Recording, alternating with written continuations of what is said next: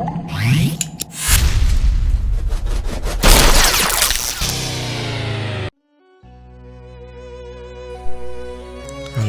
selamat pagi. Salam sehat untuk kita semua. Selamat bertemu kembali dengan saya dalam permenungan Prapaskah hari ini, Selasa 16 Maret 2021. Saudara-saudari, anak-anakku yang terkasih, dalam rangkaian tahun Ekaristi, subtema yang diajarkan kepada kita adalah makna nyanyian properium dalam perayaan Ekaristi. Subtema tersebut merupakan bagian dari tema APP tahun 2021. Semakin ekaristis, semakin solider. Bapak, Ibu, dan saudara, anak-anakku yang terkasih, sebagai orang Katolik, diharapkan kita semakin memahami betapa luhur dan agungnya perayaan Ekaristi dalam peribadatan kita, sehingga kita perlu memahami makna nyanyian atau lagu properium dalam liturgi Ekaristi.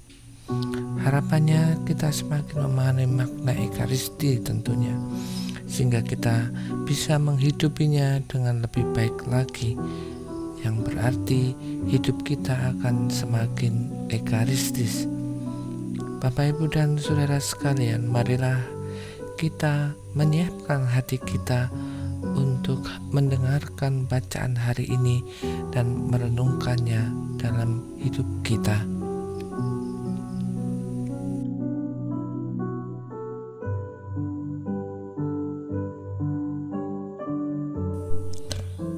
Marilah kita berdoa dalam nama Bapa dan Putra dan Roh Kudus. Amin. Ya Allah, kami bersyukur atas anugerah hari baru yang kami terima. Perkenankan kami hari ini mendengarkan suara-Mu dalam sabda hari ini. Bantulah kami memahami kehendak-Mu dalam setiap langkah dalam hidup kami. Demi Kristus Tuhan, pengantara kami. Amin.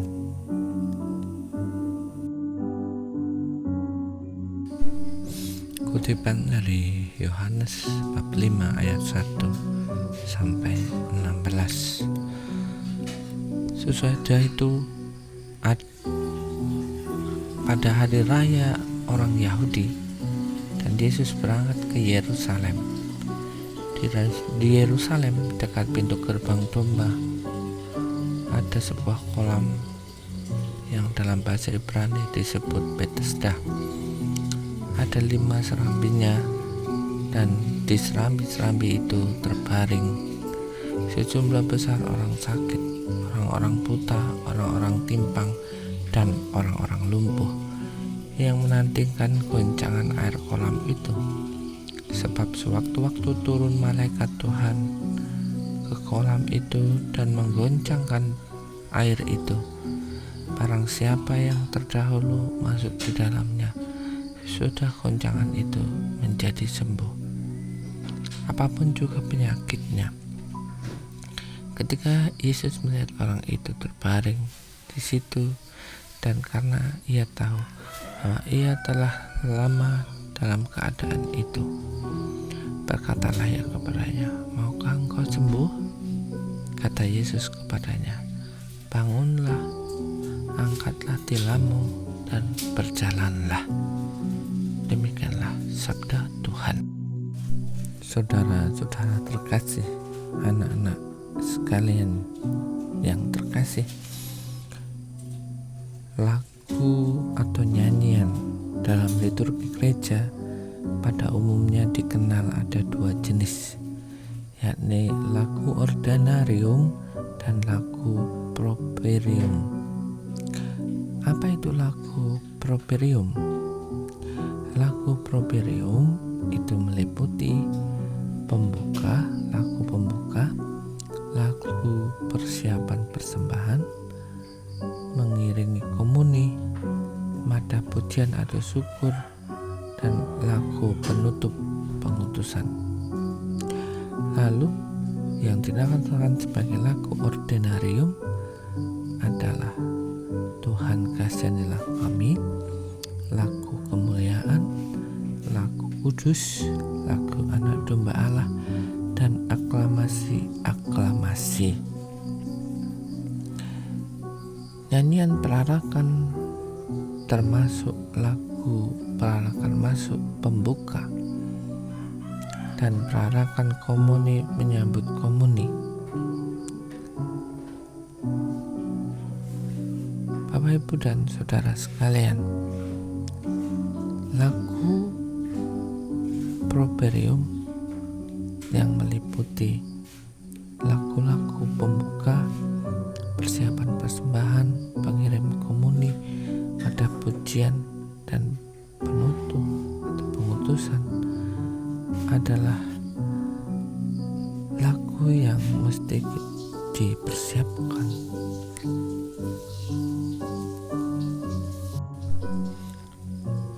Anak-anakku yang terkasih, Injil hari ini yang diambil dari Injil Yohanes menceritakan tentang bagaimana peristiwa yang ada di kolam Bethesda. Anak-anak yang terkasih, air merupakan simbol kehidupan yang berasal dari Allah. Jadi kalau ada orang mau diberkati, orang itu harus datang kepada sungai itu dan menimba air di dalamnya.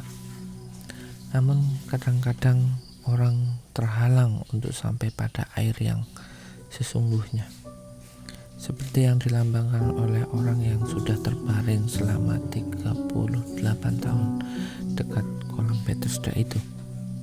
Selalu ada orang lain yang lebih cepat yang sudah memasukkan dirinya ke dalam kolam itu. Ia selalu terlambat. Anak-anakku yang terkasih, Yesus hadir sebagai air yang sesungguhnya. Ia hanya bersabda saja, orang itu pun sembuh.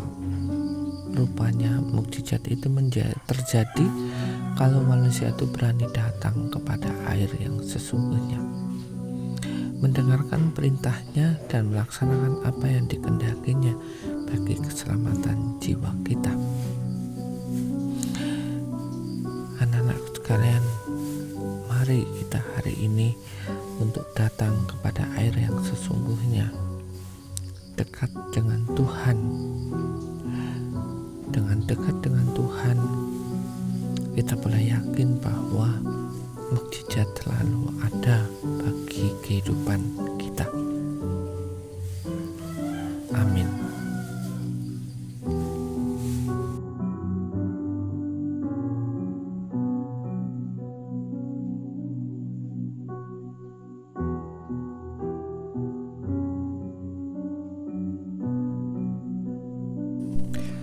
Marilah kita berdoa.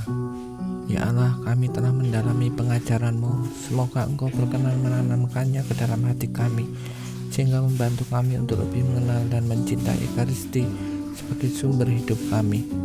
Semangatilah dan doronglah kami untuk merindukan Yesus Kristus yang telah menjadikan Ekaristi sebagai sarana perjumpaan kami satu sama lain dan bersatunya kami dengan Dikau secara sakramental.